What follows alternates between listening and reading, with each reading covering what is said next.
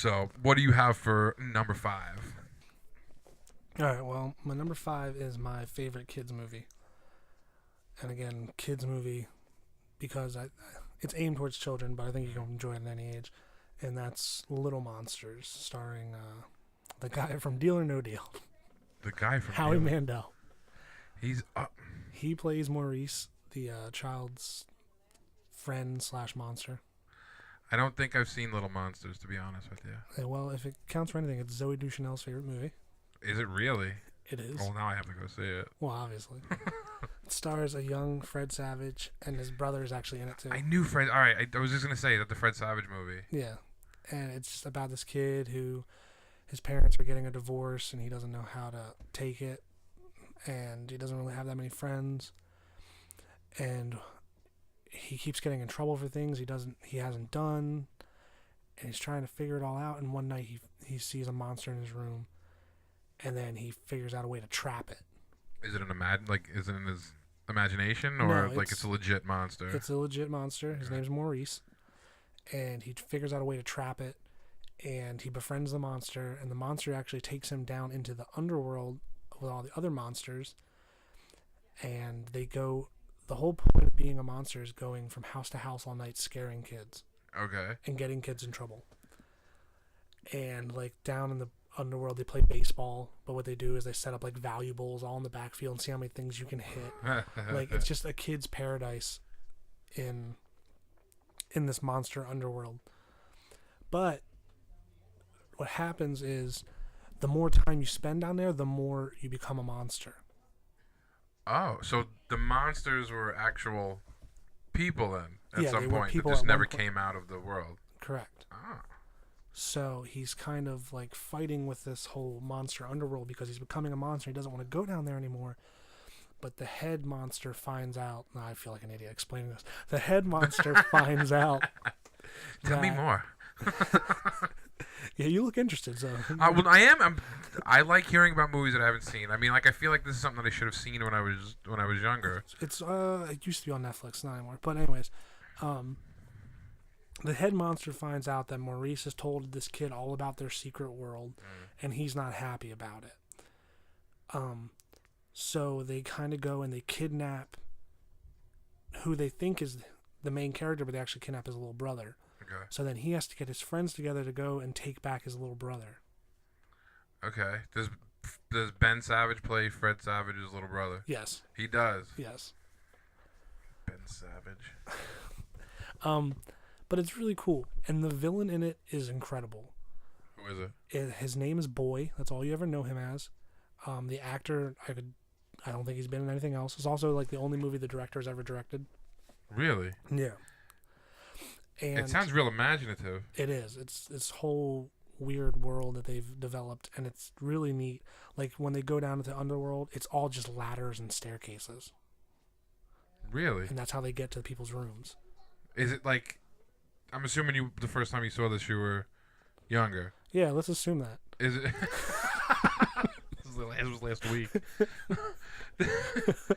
The first time I saw it, sounds I a was little- probably 14 or 15. All right, so you were I was a child. younger. I was younger. You're a child. I don't. It sounds that whole the ladders and staircases thing. The first thing I thought of was Labyrinth. I've never seen Labyrinth. What? Oh man. You've never seen Labyrinth? I've- Not to get off of Little Monsters, but wow, that's a required viewing. I'm gonna put that up Okay. in a week or so. David Bowie's balls. David Bowie's balls. Kristen is scared of that movie. She won't watch it. I made her watch a couple parts.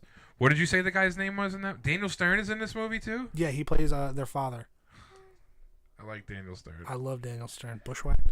Bushwhack is Frank. Oh, Frank Willie's been in a ton of movies. Who's that? That's the guy who plays Boy. Who's Frank? Okay, I don't know him. He's Brett from Pulp Fiction. Look at the big brain on Brett. Okay, like, why would I know that? I don't know. Why don't? How I want? He's 50 years old too. But no, yeah, he's been in a lot. He was in Field of Dreams. Have you ever seen Field of Dreams? I've seen it. Oh wow. But anyways, in this movie, Little Monsters, they go to fight Boy, and it's the first time you see him. You kind of hear about him, you know he exists, but you never really see him. Mm-hmm.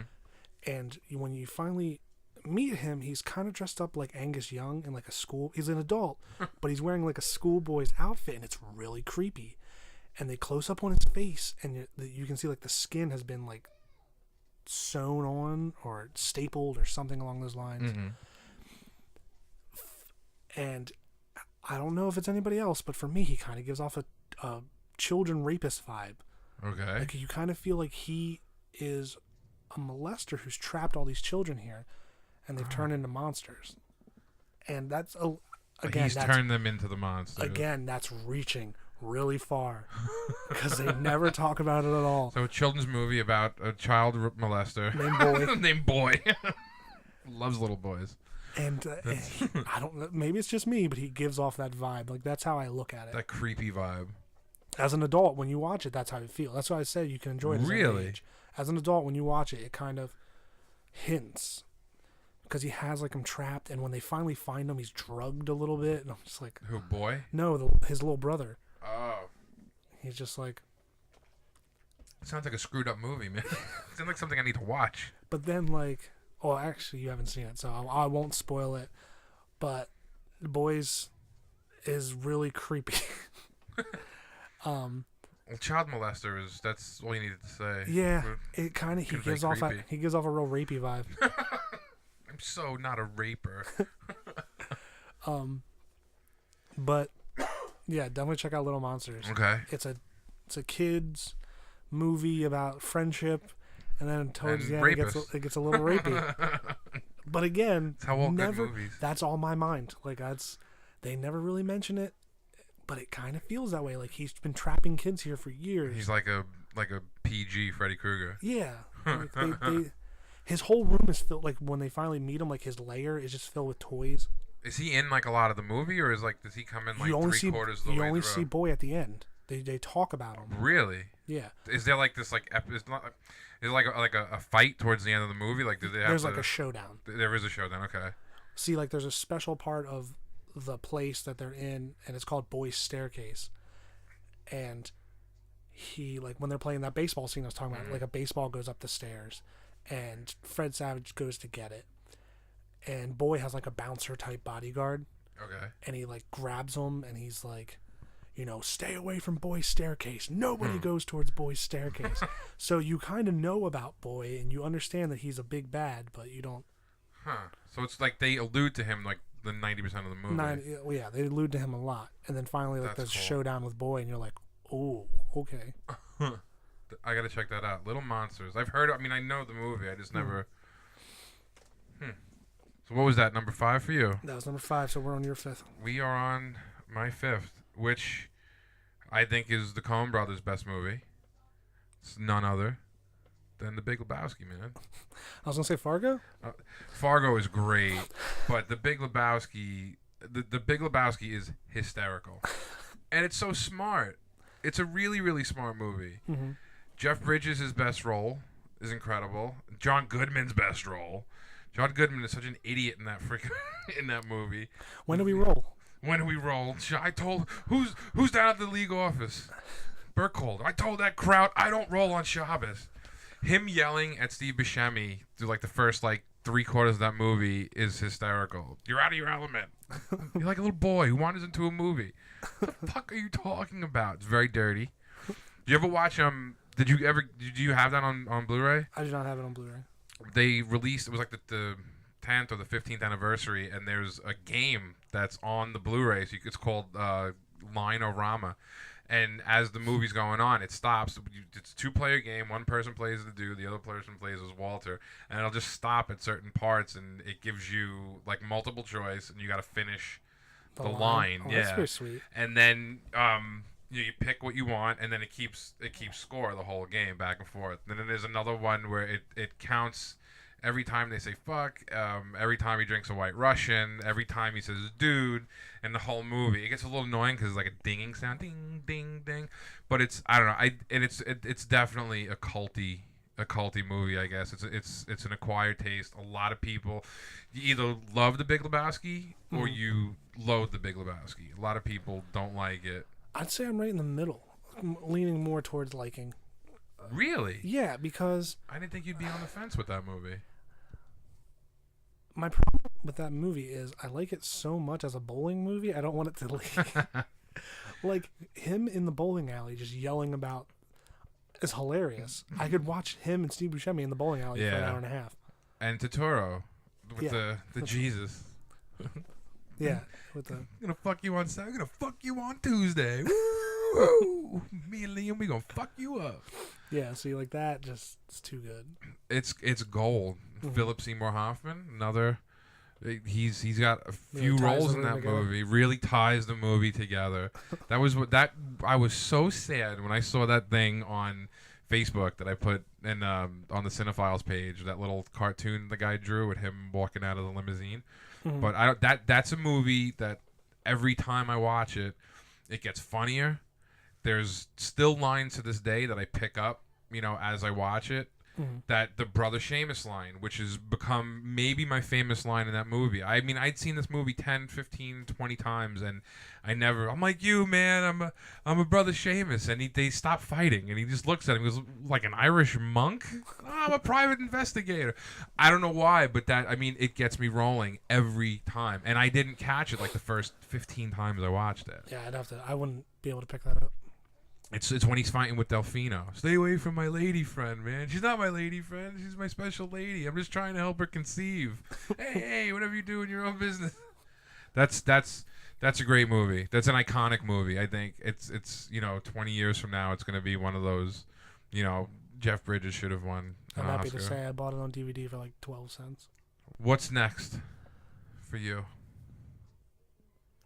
This is a movie it might take a while to talk about. Number but 4. Number 4 is Clerks. Clerks. It's Kevin Smith's famous first film. Best film. Well, yeah, best film. Best film? Okay. That or Chasing Amy, for me anyway. I would agree with that. That or Chasing Amy would be his best film. Those are his best scripts. For those of you who haven't seen Clerks, it's about... Go watch it if you Go haven't watch seen it first now. thing. Yeah, it's on Shut Netflix. us off. Go watch it and then listen to us again. Yeah, it's about Randall and Dante, who are convenience store clerks, and he gets called in on his day off, and just the things that ensue because he had to come into work that day. 37. 37. It's a great movie. It's an incredible movie, and it's just all lines. You could shut that movie off and just listen to the... It could be a book on tape and still be good. Oh yeah, and it's I don't know, it's hysterical. The 37. Every time from I think now until the day I die, when I hear the number 37 or I see the number 37, I will forever think of my girlfriend sucked 37 dicks In a row? In a row, yeah. it's always followed by in a row. Kevin Smith told a story about Harvey Weinstein and how he didn't want anything to do with that movie. He'd watched it twice and had fallen asleep on it, and he wasn't going to pick it up until finally the guy who was getting him to watch this movie John over Gordon. and over. Joe, is that okay? Yep. Was like, just wait until you hear the number 37, and that is the line that got Clerks picked up by Miramax. It's incredible. Mhm.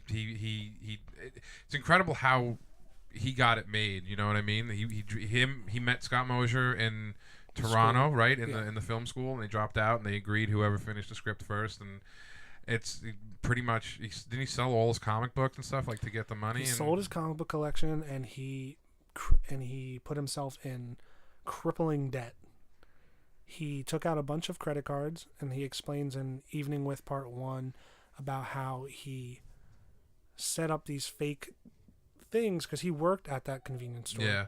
And he'd fill out credit card applications saying that he makes, a ridiculous amount of money. And then they'd call the store which he worked at and then ask him if he makes that much money. And he'd say yes because they called the number that Yeah. he's there. So then he just used a whole bunch of credit cards. $28,000 is how much the Yeah. movie cost to make. Still one of the lowest budget movies. Yeah, and that's another one that's like a culty movie. I love Clerks. I like that it's in black and white. I think it adds a little bit. Yeah, and that was all to To make it? it cheaper. But Yeah, but I think it makes the film. It's not the same movie. It doesn't have the same aesthetic tone. I'm surprised nobody's colorized it. I don't know. I see that. I don't like It when doesn't people need it, do that. but- No, it doesn't need But it. I'm just surprised nobody ever I'm has. surprised he hasn't gone back because I feel like he's a really good self promoter, Mhm. So I could see him doing something like that But I like that movie, and I enjoy Clerks too. A lot of people don't like Clerks too. I do like Clerks too. I think it's a nice little. I don't know these people you're talking about. I think it's a nice little love letter. I don't think they need to make 3. I mean, I'm gonna go see 3 if it ever does get made. But Clerks 1, it's like that's I don't know. It's as always wanting to be an aspiring filmmaker, you know, that was something that I remember the first time I saw that, and then once I started doing research and hearing about everything that he did, you know, it's incredible what he did. Have you ever been to the Quick Stop and the RST I have video? not been to the Quick Stop, RST video, or Secret Stash. We should make a pilgrimage one day. It's not too far. The it's a shithole. It's in the middle of nowhere. You know, I mean, like I was driving by it for like 2 years without even knowing that I was driving by it. I saw in the Snowball Effect, they go back to That's it. a great The documentary on the 10th anniversary edition of Clerks, the Snowball Effect. He tells the story of how Kevin Smith's fame affected his whole friends, because he bought a comic book store for Walt, which is Secret Stash. He helped Brian become a filmmaker. You know. His success snowballed into all of his friends. I saved Jay Muse's life. I mean, moved him into his house, sent him to rehab, I think a few times. It's just he's a really nice guy. You know what I mean? There's a lot of people that I look up to and I admire, like filmmakers and sports guys and stuff like that. And I think the majority of them are pretty shitty people. Mm-hmm. But Kevin Smith, I think, is just one of those guys. He's a good person deep down. I got to meet him and was like, I mean, legitimately like a surprise that anybody watched his movies and then like not only watch his movies but would come and wait 3-4 hours in line to just, you know, have him sign something. And I don't know, I really like Kevin Smith, and I think it's because he's somebody that I want to go and hang out with for a night. You know what I mean? Like I'd like to go get a drink with him, and he's just, I don't know, he seems like he is a really nice guy. So I don't mind spending money on as much Kevin Smith stuff as I can get. That's a really good DVD too. The Clerks X DVD. That set is incredible. In that documentary, they go back to the Quick Stop, and you see how like new everything looks in there. It's still shitty looking. Oh, it's terrible. I mean, I was there like 6-7 years ago. But they had like a lottery machine. They had all these cigarettes, and pack smokes. That's what I did. I went in. I said, "Pack smokes," and the guy looked at me. I was like, "Marlboros." Just give me a pack of nails, man. Just. But it's cool. I took the obligatory picture leaning up against the building. Yeah, I had to lean up against it. I'm surprised there's not like a dude out there with a camera and like a section of the wall cut out and it's like $5. Like, but that's a special movie for me. You know what I mean? That movie. It's not on my list, but it's that's not to sound too cheesy or gay or whatever. But that's like I hold that movie really close to my heart. I really dig that movie, and you can relate to some of those characters, the Dantes and the Randalls and stuff like that. Yeah, it's a really good movie. That's a really good pick. That's a really good pick. And that was what number? That was number 4. That was number 4. So I got 3 more ahead of it. Wow, my number 4 is a movie that if anybody knows me knows how special this movie is to not only me but to my entire family, and that movie is The Wizard of Oz. Surrender Dorothy. Surrender Dorothy. It's a funny story that I heard earlier. But that movie, we were talking earlier before we started recording, I said there's a couple movies that to me I feel like are the meaning of life movies. If you watch these movies enough, the bigger than life questions are answered in these movies, and The Wizard of Oz to me is one of them. It's a fantastic movie for 1939. The special effects were absolutely incredible, and the color. I mean, to go from black and white in the very first like 20 minutes of the movie, when she opens that door, There was a show I was just watching, and it was like, hey, do you want to try and watch The Wizard of Oz? Oh no, it's Raising Hope. Raising Hope's the show, and there's an episode where they're referencing The Wizard of Oz the entire episode, and then towards the end, the 2 parents are talking, and they're like, hey, The Wizard of Oz coming on, you want to try and watch it? And he goes, no, we never make it past the first 20 minutes, and I always hate I hate black and white movies. Do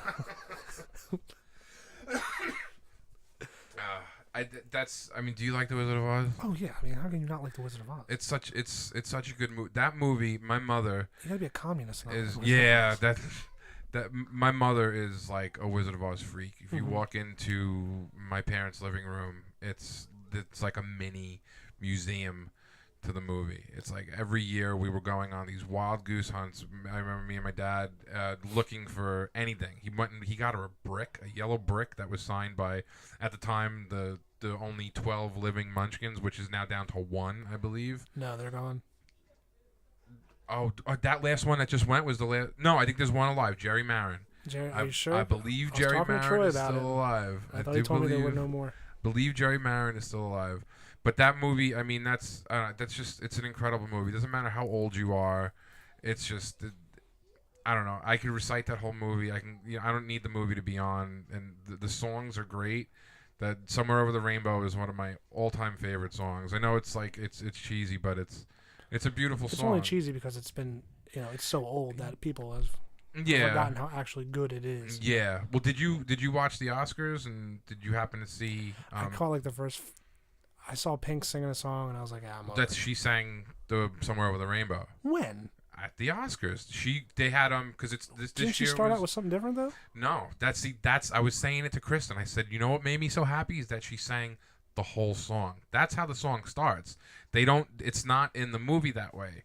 Like my mom has about 15, 16, 55 soundtracks of the movie, and they have the whole song, and that's how it starts. And this is the 75th anniversary. It came out in 1939. This year is the 75th anniversary, and that was like the tribute to the Wizard of Oz. And she came out, and I thought she was really, really incredible. She got some voice, and she really did that song justice. She didn't oversing it, and I don't know. There's just that movie, like you said, you got to be a communist. You got to not like the Wizard of Oz. It's a special movie, and they don't make movies like that anymore. The story is great. I'm reading the book, actually. Okay, well, let's talk about some differences between the movie and the book. Everything.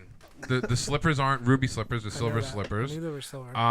The Tin Man, they explain how he became the Tin Man. He wasn't just a man made out of tin. He was a human who had fallen in love with a Munchkin girl, and she lived with this old woman, and this old woman was fat and she was lazy, and the Munchkin girl pretty much waited on her hand and foot, and her and the Tin Man had fallen in love, and the woman was afraid that if she fell in love, they would get married, that this woman wouldn't be here anymore. The Munchkin lady wouldn't be there anymore to wait on her.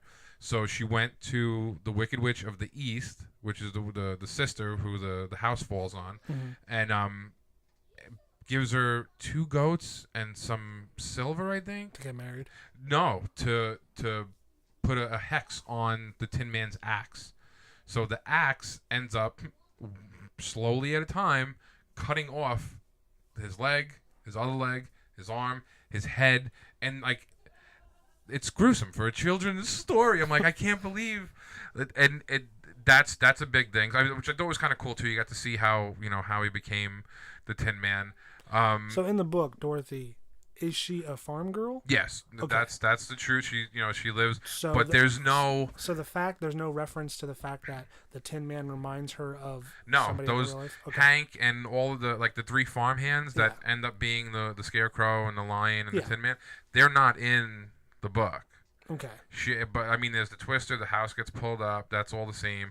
I'm not done with it yet. There's another part where they're walking and they get taken off the road of yellow brick. It's not called the Yellow Brick Road. It's like there's a little, but it's a big book too. It's like 200 something pages. I was like, what the hell? I thought it was gonna be a short story. But I mean, there's a lot of differences. The Emerald City, when they get into the Emerald City, because it's so bright and stuff, they have to walk around with these goggles on. Otherwise, they're not able to see anything. And I'm to the part now. They're in the Emerald City. They spoke with the doorman. It's not like, who rang that bell? The guy, gives them the glasses and stuff, and they're getting ready to go see Oz, and it's so that he says that's true. Instead of when they meet him for the first time, they see the head, and they all 4 go in there, and they tell him this is what I want, this is what I want. He meets with them individually, and you don't hear about the 3 other characters. You just hear in the book about his meeting with Dorothy, and he says, if you want to go back home, you need to to kill the Wicked Witch. But the witch hasn't been in the.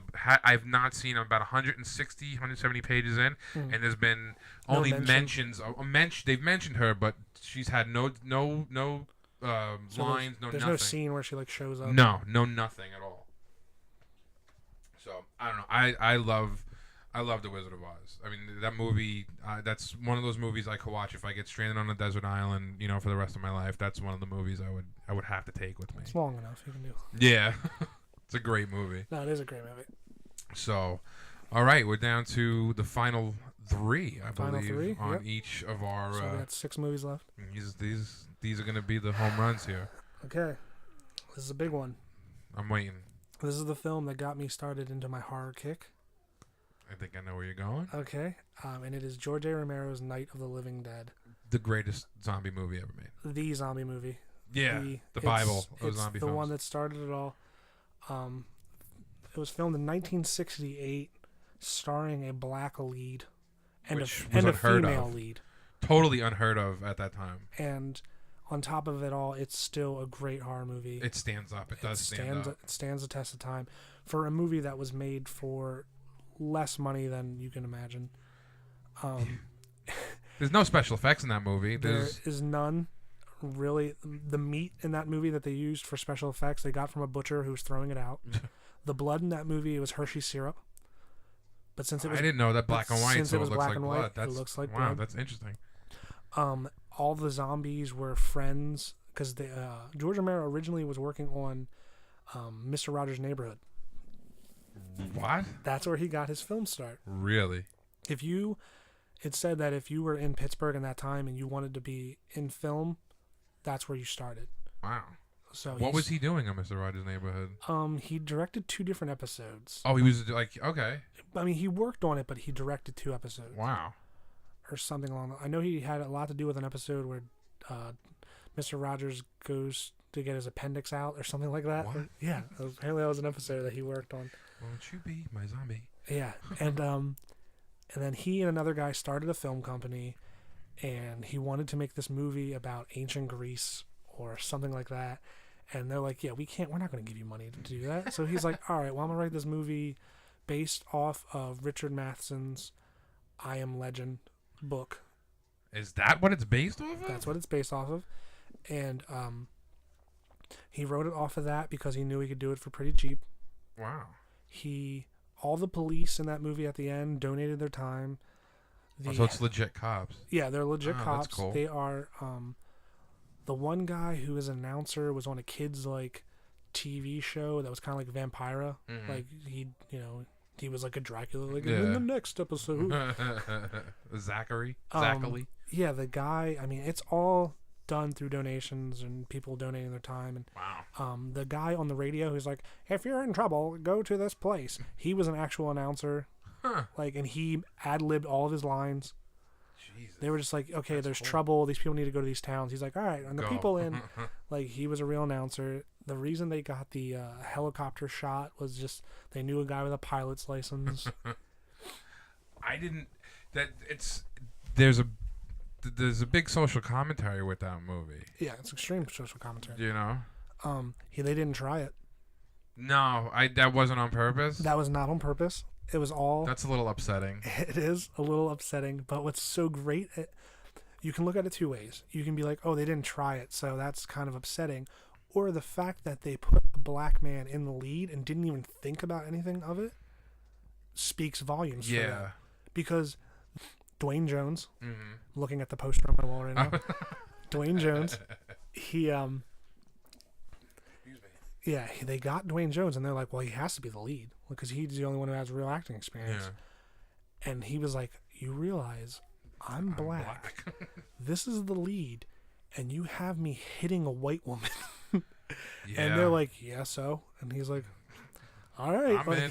And he's like, okay. Wow. I knew that was super taboo. I mean, Mhm. we're gonna go on a history lesson now, but I mean, segregation. It wasn't. I mean, when they ended that, when everything became equal and stuff, that couldn't have been much long after 68. Yeah. Like, I'm not sure. Well, I mean, couldn't have been too long before that. Even if it was 10 years later, still 10 years in the history of time. Still taboo. I mean, if you look back now, like with the Oscars and stuff, like how many black actors have won Best Leading Actor or Best Actress? You know what I mean? I think Halle Berry's the only one who's won for actress, and I know Denzel Washington's won a few times, and maybe didn't that girl win this year, La Pinta or whatever? Yeah, but she was supporting. Oh, she was supporting. Yeah. Okay. So that was big. That was a really, really big deal. That alone, like you said, was that's a shock. Mm-hmm. And then having the woman as the other, as the female lead it's incredible. And like you said, the movie still stands up. My uncle loves that movie. He said to this day that movie still scares him. It's an incredible movie. And I think the black and white is fantastic. Exactly. The contrast of colors, or of no colors, the contrast, yeah. I should say. Yeah. But I just went through, and when I rewatched it, I realized something. Zombies don't kill anybody in that movie with their hands or their mouths. Wait. Really? In the entire... Wait, you're blowing my mind. I've seen this movie, I've seen this movie an awful lot. Well, let's talk about it, okay? The first thing you see in the movie is you see the first zombie played by Bill Heinzman. They're coming to get you, Barbara. They're coming to get you, Barbara. He gets in a fight with Johnny. The brother. And how does Johnny die? He hits his head on the... He pushes him down, kind of, right? He pushes him down his head, and he doesn't eat him. He just walks away. He just chases Barbara. Wow. Hold on. The next time you see a zombie, dying... Or the next time you see anybody in trouble, really, is when they go to get gas. Yeah. Okay? And the explosion kills them. This is ridiculous. And that's the only time you see zombies eating people. Can't... Wow. But they're already dead, though. But they're already dead. Yeah. It's a warm meal. It's an easy meal is what it is. They're fucking lazy zombies is what they are. And they eat like a worm off a tree. That's the... Ew. Okay. Ew, I'm saying ew. They're eating people. Yeah, but the worm's too the far. worm is that's enough. That's where we draw the line. Okay. And then the next person who dies is the mother. Okay? Mm-hmm. She's the only person who gets killed by a zombie. She gets eaten? She doesn't she doesn't get eaten. She gets stabbed with a garden trowel. Wow. Man. So technically only four people die in that movie. That's ridiculous. And the little girl down in the basement, isn't she? She dies because she was bit. But you didn't see her get bit. Wow, holy shit, right? That's unbelievable. That is unbelievable now. Yeah. So she turns into a zombie. She kills her mom. She's eating her mom when Ben comes downstairs. But this is already after he had shot her dad and he died upstairs. Dude reminds me of Don Rickles, He's the exactly father. Don Rickles. And Barbara gets taken by the horde or Wow. whatever. Wow. And then he shoots the little girl. That's the end of the... I felt so bad at the end of that movie. You're supposed to. It's one of the best endings. It's a really, really good ending, and it's terrible. It's absolutely terrible. Mm-hmm. And I think that's a big part of the social commentary too. Oh yeah. I mean, you could clearly see that he was a black guy. Mm-hmm. And I And mean, would they have shot if it was a white guy? Would they have announced themselves? The police. They was like, no, They fuck it, it's a black guy. just shoot first. Yeah. Ask questions later. Because I mean, how would you know? How would they? Because I mean, they all, as far as the makeup effects went, what did they do? They painted everybody white. You know what I mean? Or green. I mean, there's a weird hue when they do. I'm sure you've seen the colorized version. I've seen the colorized. I don't like the colorized version. I know it's the same movie. I buy every version of My Living Dead I can find. I was like that with Evil Dead for a long time. If you look on my wall there's probably about 9. Where am I looking? I should look at N. Okay. 1, 2, 3. Oh Jesus! And I have some. Wow, more. you're not kidding. No, I'm not. I buy every version I can find. I'm looking at 7 right now. Yeah, and there's more throughout my collection, but and there's 5 posters on the wall. Romero is good. Those 3 are incredible. It's a great trilogy. The colorized version, and it's all. If it wasn't so, It looks like Easter threw up on Night of the Living Yeah, Dead. it's a really bad transfer. And I see they're trying to go for like 60s colors, like bright, Mm-hmm. and I get that, but if you want to watch The movie's best- less scary in color. I think I it's agree. a lot Same less thing with The scary in Mist. color. Yeah. Oh my god. the movie is, it's talk about black It's a and white. different film. Yeah, it's it's night and day. It's black and white. Yeah. But I mean, it takes away from the creepiness of the film by putting it in color.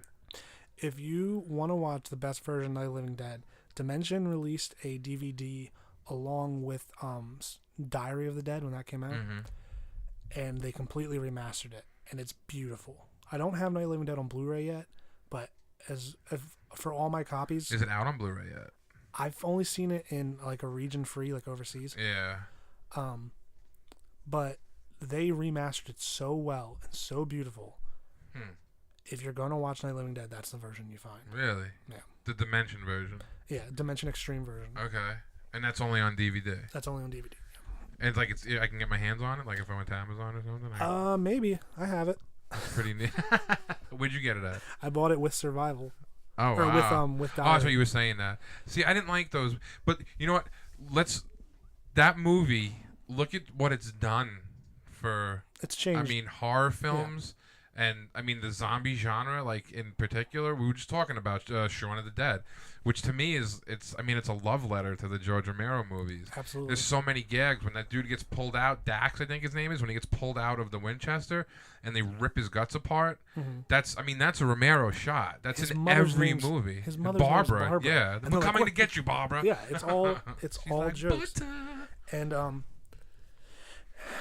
yeah, it's so good. It's changed movies. And it's Yeah. held up for a movie that was made for almost nothing. Yeah. That house that they filmed in, the only reason they had that house to do what they wanted because the people were tearing it down anyways, and they were like, "Yeah, sure, do whatever you want." It's like everything, like the right place, the right time, everything that needed to happen. And Now, the one thing I will address about Night of the Living Dead being number 3 on my list is that I have a struggle with it because it is one of my favorites, but Dawn is so good that you almost feel blasphemous putting Night on your list and Dawn not. I personally like Dawn of the Dead better than Night of the Living Dead. But like you said, it's the first one. It's the first one that came. There needs to be the respect given to that movie, and And I feel like it's not. I feel like from I think film. there's a lot of people in like our age group and stuff that it's a shame these fucking remakes. I'm so sick of them because people don't know about these movies or they skip over them. I feel, and they go right for Dawn with the mall and stuff like that. No, the social commentary movie, which is fantastic. Again, no written social commentary. No, He just knew a guy with a mall and was like, I think he'd let me film yeah. here. But the Night of the Living Dead 1990 remake was amazing. Yeah, it wasn't bad. It had George's blessing. It was directed by Tom Savini. Yeah. He was a jerk off in real life. Tom Savini, asshole. But you got to give Dawn its comeuppance too. Like it's Dawn of the Dead is incredible. Dawn of But the Dead is people so good. it's so, I don't know the word I'm looking. It's relatable. It's new looking. People today who aren't critics or aren't real film critics will choose Dawn every time because it's not black and white. It doesn't look that old. Yeah. You know what I mean? It's fun. Night of the Living Dead is scarier than Dawn of the Dead. Really? I think so. But I think Romero I mean, because the zombie doesn't even kill anybody in that movie. it's a creepy movie, man, because it's the first time. That was the first zombie movie I've ever seen. So I didn't know what the hell zombies were until I saw that movie. And like I said, the black and white, it adds a lot to the tone of the movie. Dawn of the Dead, I think, is more of a, like we were saying before with the social commentary, like why did the zombies go back to the mall? Like they do what, there's some subconscious thing that sends them back to the mall, the consumerism and stuff like that. But I say that Night of the Living Dead is a scarier, it's a more creepier movie. It still kind of gives me the willies to this day. But I think Romero learned how to be a filmmaker with Dawn of the Dead. With Dawn? Yeah, I think Dawn of the Dead is the best of trilogy. I like Day of the Dead too. I like your shirt, by the way, that you're wearing. Day of the Dead shirt with Bub on it. That movie's a little over the top. You know what I mean? That's definitely, if I have to rank it, I would say that's the third of the trilogy You'd say day is the third, Yeah, yeah. I like dawn. It would be dawn, but night, and day. it's like picking gold from silver. It's Like, yeah. I there's- mean, it's just it's hard to do that, but I it's mean, all good. it's all good, and it all works. The three movies they all work together well. But I think as far as the scare value, I definitely think Night is the scariest, like by far too. Mm-hmm. You know, but I think he learned how to make a movie. Like he took what he learned from Night of the Living Dead and made a better looking movie too. At that, you know, Mm-hmm. With I don't think that movie would have felt the same had it been in black and white. Dawn of the Dead.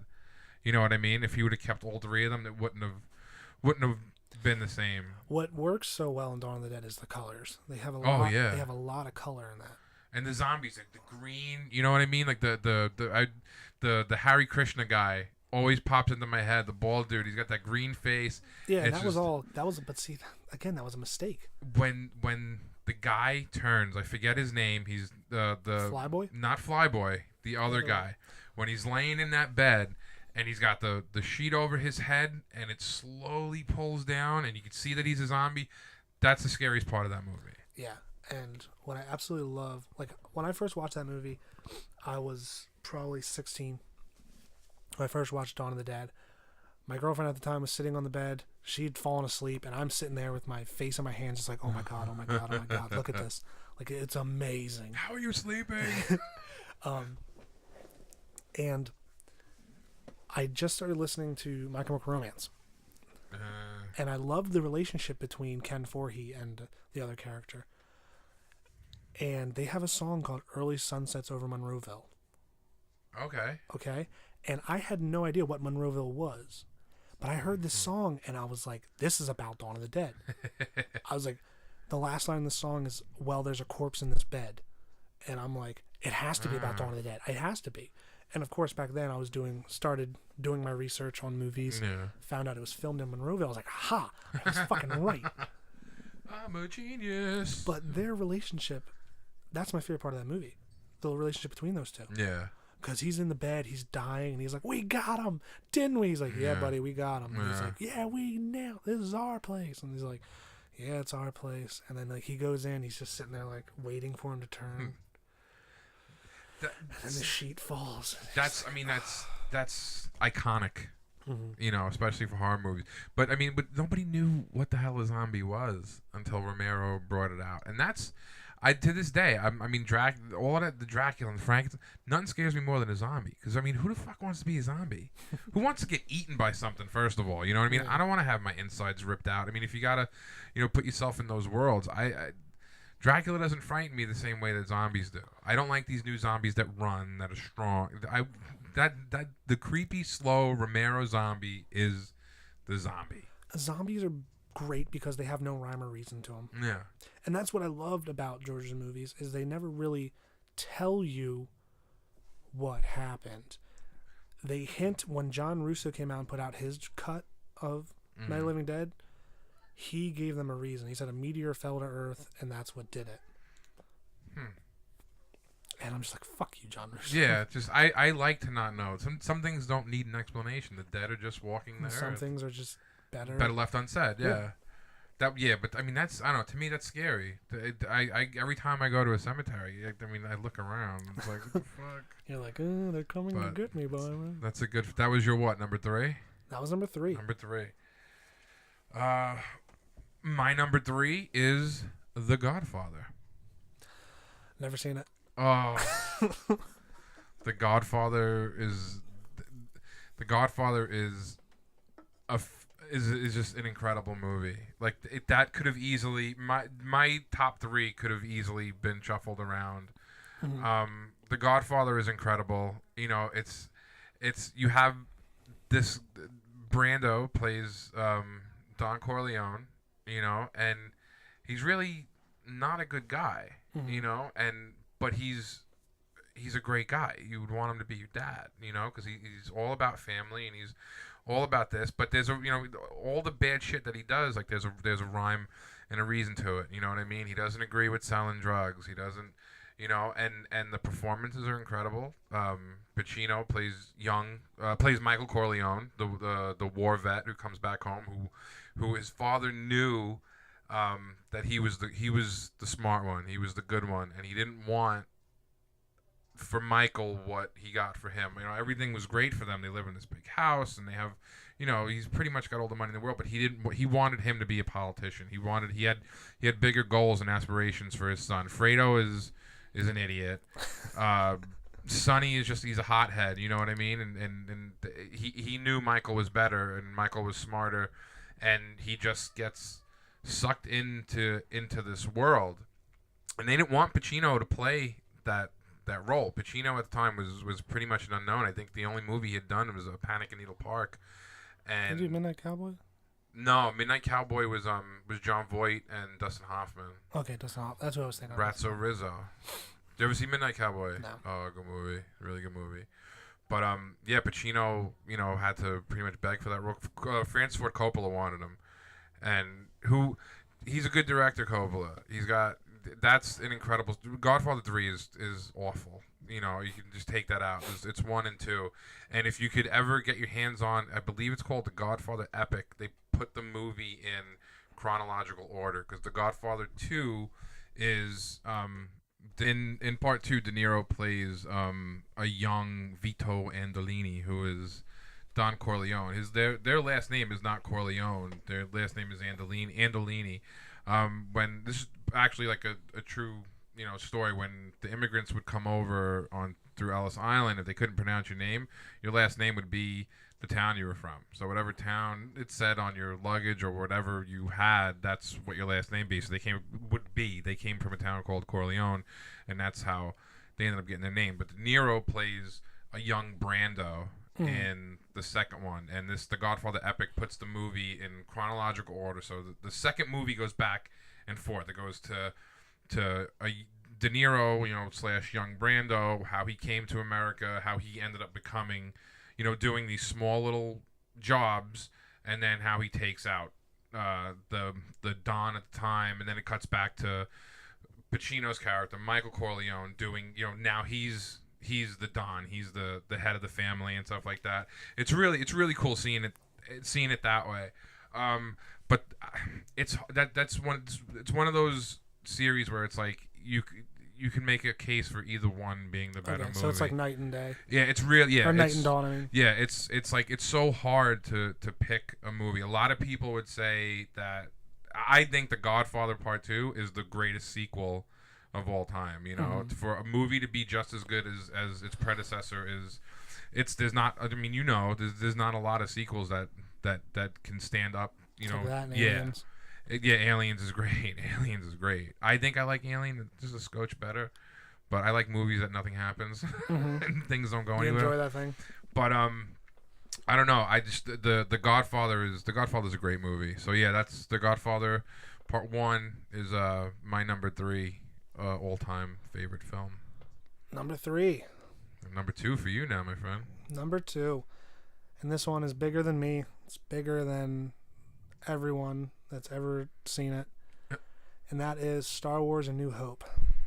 That's the 4. That's the first episode one? 4. Technically, the first one that was released. I had to put this one over Empire. Okay. Most people would put Empire, and I think it's only because this story has been heard so many times that people forget how good it actually is. And how it's one of those stories that people have ripped off over time. Yeah. To the point where you just know it so well. Yeah. That when you watch it, it's taken for granted. As much as I love Empire's ending, Dante said it right. Empire is better. It's life's a series of down notes and I, blasphemy. Star Wars: A New Hope is just, it's an introduction into a universe that has changed things. So you have to give it. Oh yeah, it's the first. It's the first. Yeah. And that's why it's my second. It's also the introduction of the world's most wonderful droid, R2-D2. Which is one of the nicest Star Wars tattoos I've ever seen, by the way. The one that you have, I really dig that tattoo. Thank you. The thing I was watching Star Wars recently, and I got really upset because R2-D2 dies. Does he They never really address it? they dress because that's why Luke takes the shot. Because his droid is out. But is he dead or does he just? His droid is broken. After he makes the shot, the Death Star explodes. They take the droid down from the X-Wing, and they're like, yeah, well, he's pretty much gone. And he's like, no, you better fix him up. And he's like, okay, we'll fix him up. And then you don't really see him at the ceremony until like the end. Yeah. And that's like, oh, he's alive. Beep, boop, boop, boop. That is the first impersonation. Spot on. I didn't want to whistle too loud because of the microphone. I wish I was a bigger Star Wars fan. It's one of those, again, I hadn't seen. Let me backstep a little bit and tell you my introduction into the Star Wars universe. I was playing with a band, and we were playing a show in New Jersey. We met with another band, and we sat in the parking lot all night talking movies. And as much as a movie buff as I am, I'm sure from hearing the show, you can tell that there's a lot of holes in my movies that I should have seen. Godfather being one of them. At this time, I had not seen Star Wars. I had not seen Indiana Jones. I had not seen Jaws.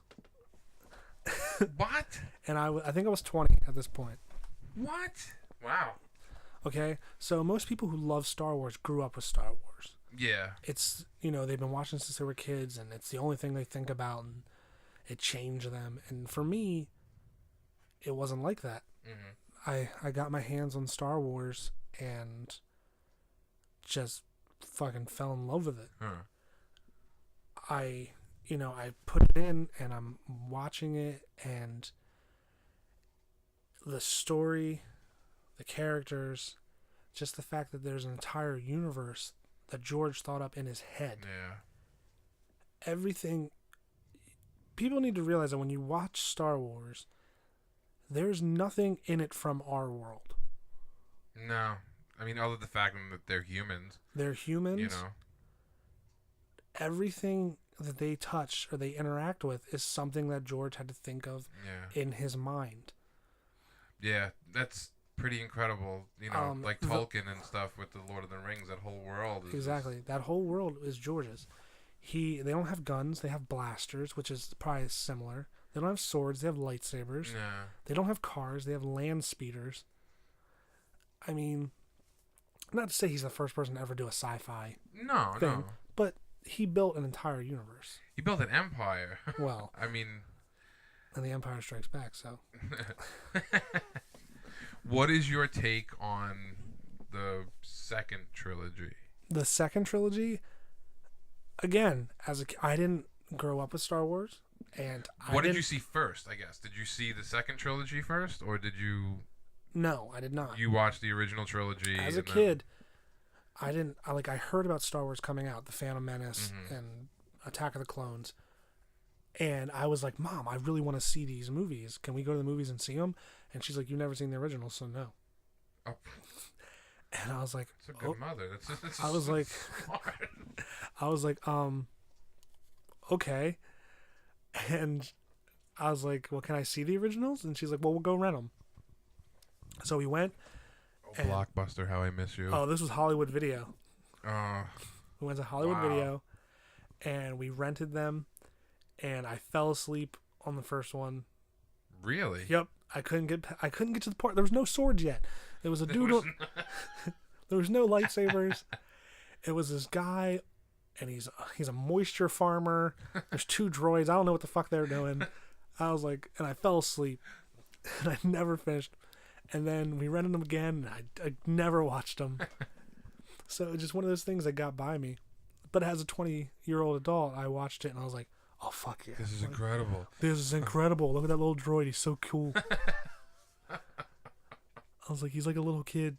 He's just getting into other people's shit. He don't care. It's incredible that like this dude just came up with, like you said, with the universe. Really, you know what I mean? All in his head. It's a massive undertaking, And then to see what it turned into, because I'm sure he didn't think that these movies were gonna be the phenomenon that they are. It's incredible. I do have a problem with Phantom Menace, but not the problems that other people have. Jar Jar Binks isn't a problem for me. Yeah, because Star Wars was made for kids. Yeah. And George Lucas, well, okay, maybe it wasn't made for kids, but kids love Star Wars. Yeah. That's a fact. All these people who love the original series loved them because they were a kid, and Their childhood. They grew up with exactly. them. So when he came back to make more movies, he made it for kids. I feel like he made it the same way that he approached them the same way that he approached the original. My problem with Jar Jar Binks, if any, is the fact that he was computer animated. Yeah. Yeah, but I mean, for that time, that was like the infancy of that medium. You know what I mean? I thought he looked great. He looks great. I hadn't but seen anything like that before. I'd in rather film. see a dude in a suit. Yeah, but I would always. We've talked about this before. I mean, I would rather see anything prosthetic over CG at all. You know, unless it's an animated film. Or Transformers. Please, I don't even. Those movies are garbage. Yeah, they're garbage, but the Transformers look great. Yeah, they look great, but. That's the only way to do them. Yeah, well, I mean, how are you gonna do? You can't make a big robot. Take 3 weeks of shooting for him to transform. Yeah. Tim Burton's all over it. I can do that stop motion style. But yeah, Phantom Menace, it does have its problems. Attack of the Clone is all story driven, and that's why most people don't like it. See, I didn't hate Attack of the Clones. Most people I think don't. it's a decent movie. I mean, I think the movie's a bridge. That's all it is. yeah, It's made to definitely a take you bridge. from point A to point C. to Revenge of the Sith. Revenge of the Sith arguably being one of the best Star Wars films. It's the best of the new trilogy by far. Clearly the best of the new trilogy. My list for Star I Wars was films just gonna ask you. is A New Hope, Empire, Revenge of the Sith, Wow, over Jedi. then Attack of the Clones, then Phantom Menace. Wow, that's interesting. That's my list. I like Jedi. I like it. I like the Revenge of the Sith a lot. You know, the more I've seen that movie, the more I'm like, this is really.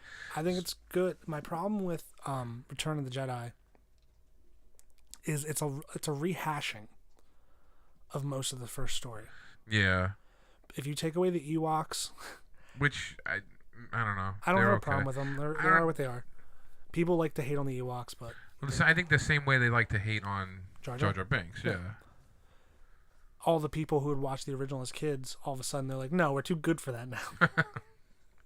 And all of those people had Ewok dolls and shit when they were growing up. What was I saying? I don't remember. You were talking about the Ewoks. Oh, Return of the Jedi. Yeah.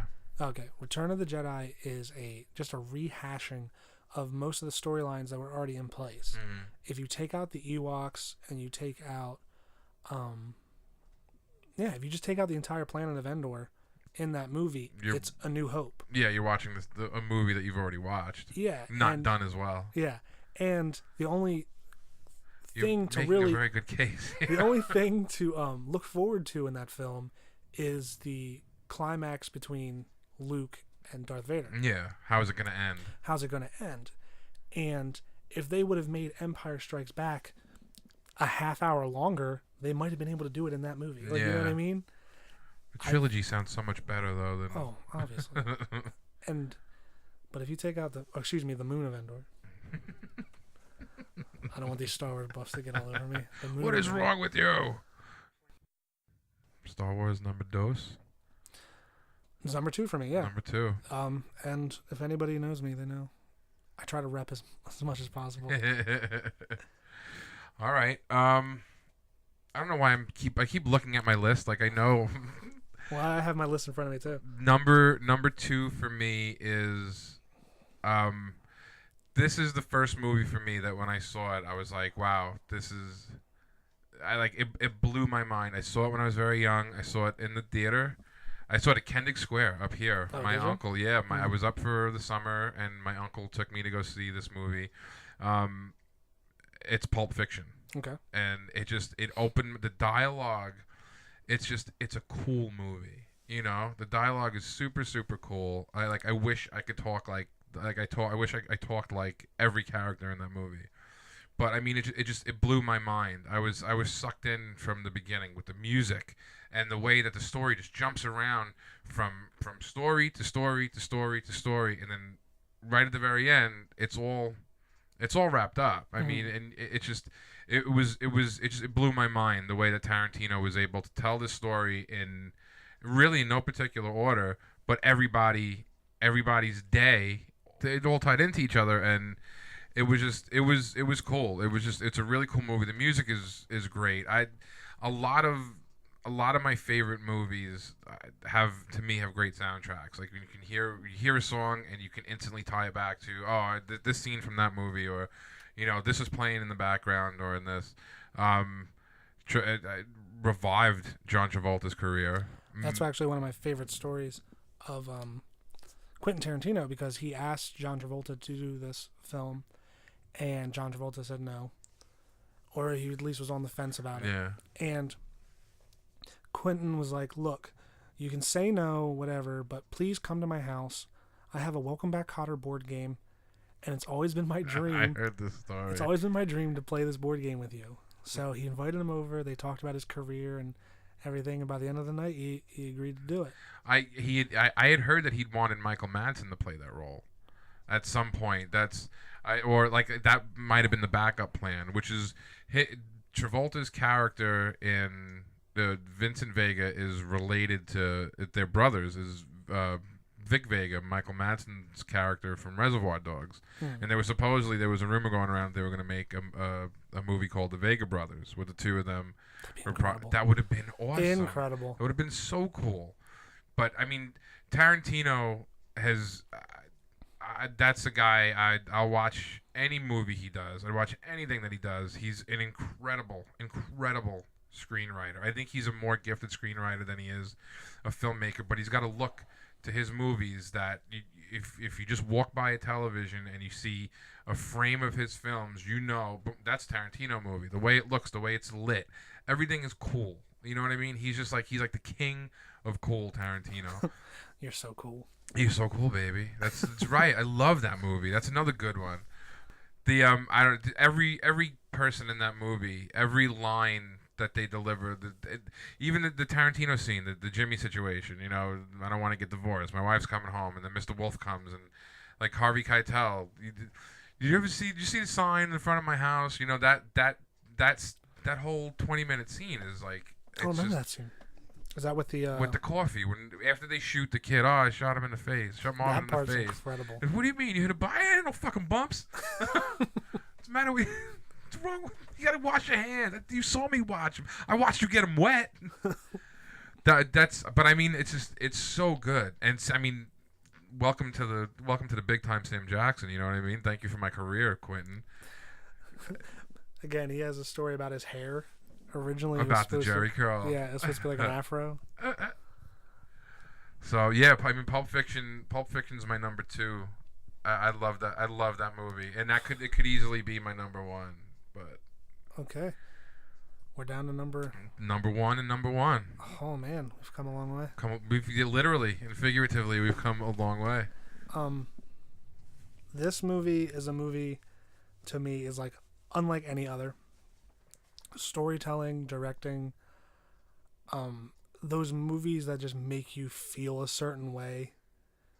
And as I get older, it makes me feel young again. Mm-hmm. And as I get older, I watched it for the first time with my brother, and so that brings back all sorts of memories with him. Mm-hmm. It's just everything to me. And that movie is Stand By Me. It's a good movie. Directed by Rob Reiner. Based off of the short story The Body by Stephen King. Stephen King. The 2 Stephen King movies that are on the lists are very anti-Stephen King movies. And those are his best stories. Yeah. I mean, it's great. All of his horror movies are great, but he can write a fucking story that's not about horror. Oh, yeah. And this story about 4 kids who just want to go see a dead body because they don't understand it. Mm-hmm. They all have shitty lives. The main character's brother had just passed away, and his parents just don't want anything to do with him because he wasn't his older brother. The other, played by Corey Feldman, His father was a lunatic who burned his ear on a stove. Yeah. He doesn't have a family. The other one is like the neighborhood thug, where his older brother is such a bad criminal that he gets looked down upon, and he can never break that caste. And then they have the fat kid, Jerry O'Connell, who turned out to be ripped. Yeah, ripped like Jesus. And I like to think of my Jesus as ripped. he's a carpenter. That's true. He would be probably ripped. He'd be ripped like I Jesus. can think of my Jesus with, tuxedo T-shirt and long hair, lead singer Leonard Skinner. But yeah, so they find out that one of their friends had passed away or had gone missing, and then Jerry O'Connell's character finds out that his brother had found the body and had been hit by a train, but they don't tell anybody because they stole a car to get up there. And then the children tell their parents that they're sleeping at the other friend's house. You know, that old story. That old gag. Yeah, which still works. It's a beautiful gag. And then they go on a 2-night trip to find this body and, claim the glory that comes with finding him. It's like a treasure hunt almost. It's like a treasure hunt. And they, along the way, you find out more and more about the characters. It's a great story. It's a great and it's good. It's great performances by kids. By kid actors. That's a really good pick. It's not River Phoenix. Yeah, River. Yeah, Phoenix. it was River Phoenix. Yeah, River Phoenix, who later died of a drug overdose. Yeah. So like he knew that role, obviously. Yeah. A young Will Wheaton. Will Wheaton. Will Wheaton, who plays the younger brother of John Cusack. Don't know if you remember that. Love Johnny Cusack. He wants to grow up and be a writer, which every character in a Stephen King book does. Yeah. Because you write what you know. Yeah. And it's just such a good film. Yeah, Stand By Me that's a really good pick. It's a good list. You get to see Richard Dreyfuss. I didn't remember that he makes an appearance in the movie. He's the narrator. Older Will Wheaton, yeah. Oh my God, that's right. I haven't seen that movie in a while. You're right. Stand By Me is a great movie. Yeah. Stand By Me is a good movie. The train track scene. It's an iconic scene. It's a very iconic scene. That scene. The pie eating scene. The pie eating scene where he tells his story about It's a good movie. It's a good pick. Like I said, it's my favorite. So that's your favorite movie all time? Of all time. If I had to have one movie to watch for the rest of my life, it'd be Stand By Me. That's cool. One of the good stories is Kiefer Sutherland plays like the bad guy in that movie. And to make sure all the kids were afraid of him, he like picked on them on set, like off camera, and like wouldn't talk to them. So whenever they did scenes, they were like actually afraid of him. That's funny. And I saw one of the first times I watched this movie as a kid. It was on TBS when they used to do a show called Dinner and a Movie. Yeah, I remember that. Where they would play a movie and they would show you how to make a meal along with it. And they had Will Wheaton on there. And he was talking about the movie, the whole thing. But the one thing, I don't remember any of it, but the one thing he said that stuck with me over time was that at the end, Richard Dreyfuss, who plays old Will Wheaton, his kids come in and are like, "Dad, like, are we going to go to to the pool?" They're wearing towels, so you imagine they're going to the pool. Yeah. And he's like, "Yeah, a couple minutes." And he's like, "Well, you said a couple minutes a half hour ago." And then he stands up, he looks at the story he just wrote on his computer. And they didn't have autosave back then. Yeah. And they didn't, when you turned off one thing, you turned off both. So he turned it off. And you never see him save it. So some people, including Will Wheaton, take it as he wrote that story for him. And once he wrote it, that was it. He didn't have to put it out. Oh. Wow, that's deep. It's a very deep thing. But Will Wheaton told me that on Dinner and a Movie on TBS. That's really, really deep. That's cool. It's a good movie. I like Stand By Me. I should own that. I don't know why I don't own that movie. Do you want a DVD copy? I have it on Blu-ray. I have no need for the DVD. We're getting gifts. I would have brought something. I brought a Slurpee off myself. I feel like a jerk. So that's what I do if I buy it on DVD. I just give it away. So that wraps up your list. That wraps up my list. Let's do a rehashing Or do you want to do that after yours? You no, do the rehash. It's Okay. My rehash of my list is number 10 is Ghost World. Number 9 is Battle Royale. Number 8, Superbad. Number 7, Eternal Sunshine of the Spotless Mind. Number 6, That Thing You Do. Number 5, Little Monsters. Number 4 is Clerks. Number 3 is Night of the Living Dead. Number 2 is Star Wars: A New Hope. And number 1 is Stand By Me. It's a good list. It's a solid list of flicks. I tried to, get different things. I didn't want to make it all one thing because I really love horror movies, and I could have done my top 10 horror. There's so many sub categories that we can jump off with this, Yeah, I mean, I just wanted to get. Most of all, I wanted to give everyone a feel of what type of movies I like. Yeah. And I think I picked a You're broad happy spectrum. with your list. I'm very happy. Yeah. That's cool. I got some indie with Ghost World. Battle Royale is pretty gruesome. And it's foreign, so you're cultured. Obviously. 8 is super bad, and that's fucking incredible. Yeah, I mean, I picked a lot of good comedy, but comedies with substance. Except Superbad. Superbad is really good. Oh, okay, here you are. All right, so I guess we'll wrap this up with my number 1 pick, which is I think Martin Scorsese's best movie, which is the best turd in the pile. Which is the best turd in the pile. It's incredible. You need to go back and watch all these movies again. Is Raging Bull. Okay. The story of disgraced boxer Jake LaMotta, played by Robert De Niro, who played brilliantly by Robert De Niro. At the time, had set the Guinness record for most weight gained for a role. Has it been broken? It has been broken. Vincent D'Onofrio. I forget the movie, but yeah, I know it too. Like I've seen it before, but Vincent D'Onofrio now holds the record. But De Niro put on a bunch of weight to play the older Jake LaMotta.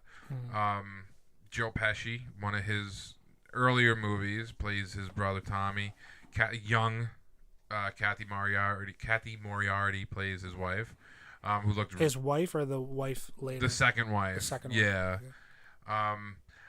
That's a nut. I know her from Casper. That's it. Yeah, that to me, it's the most beautiful looking movie I've ever seen, and I know it's gonna sound strange because the movie's in black and white, but to me which was only because of the blood, right?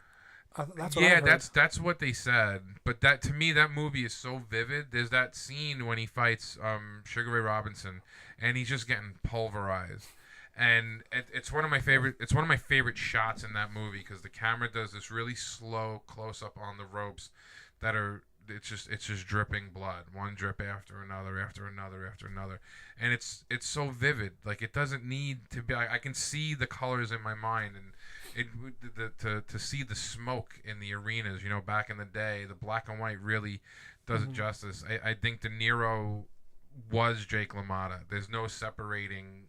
Where De Niro ends and LaMotta begins. He is that person. And he. It just played it incredible. The cinematography is fantastic in that movie. It's a good story. He's a bad guy. He's a bad person, Jake LaMotta. And, he is.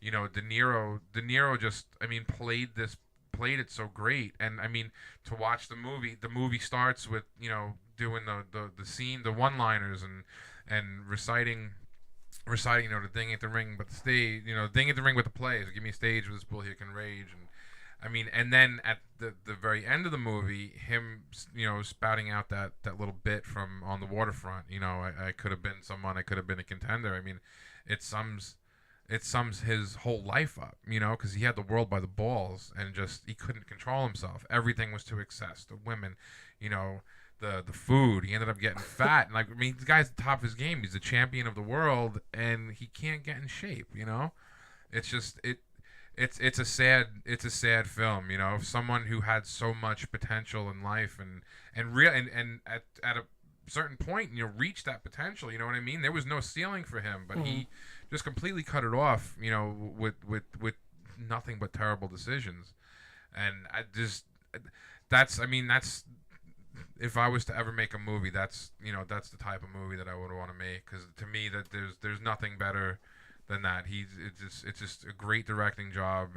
The acting is fantastic all around, and that to me that's the movie that Scorsese should have won the Oscar for. De Niro won for Best Actor, but I don't know how Scorsese was overlooked for that film, because I think that's his masterpiece. Goodfellas is great, but there's just Raging Bull is just an incredible movie. Was Raging Bull his first film?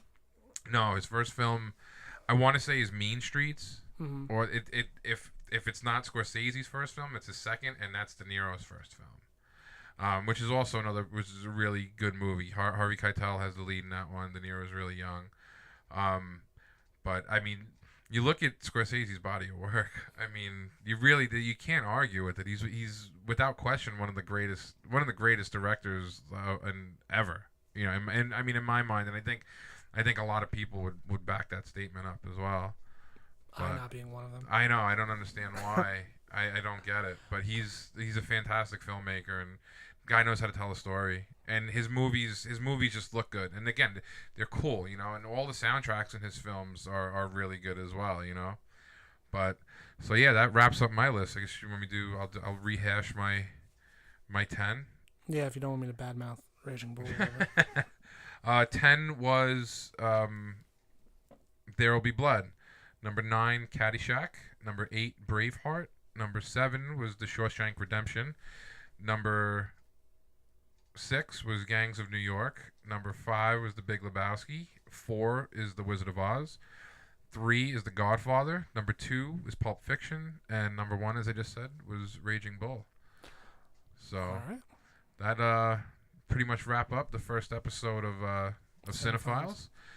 Pretty good first episode. I hope everybody was able to sit through the marathon. That was the first show. They're going to get shorter as we go on, I'm sure. This was a big deal. I mean, 10 to do a top 10 list for 2 people. 20 films, 2 people who like to really talk about movies too. So yeah, but I think Ryan put it best when we just wanted you guys to get a sense of the type of flicks that we like, and hope you guys enjoyed, and hope you continue to tune in for the more shows that will come. So I'm Anthony Matola. I'm Ryan Waltz. And we'll see you when we see you. Thanks for listening.